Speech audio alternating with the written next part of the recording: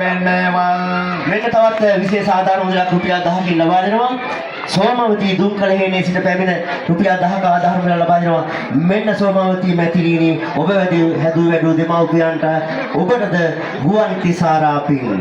දුම්කලහේනේ ඉඳලයි තූපාරා මෙට පැමිණෙන පින්වත ඔබ තුමිය තුටින් මුනිදා තුන් දැන් බැඳගෙන මිතුලට පිට ආධාරය පුද කරන සතුට ලබන සතර අතින් දෙවි පිහිටයි නිරෝගී සුව ජන්මගිමි වෙන පවුලේ දියුණු වැගිමි වෙන.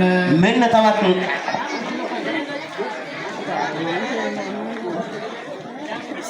තමන්ගේ අතේ මිලේ තියෙන විදිහට රුපියල් 100ක් 200ක් දාන පරිත්‍යාග කරමින්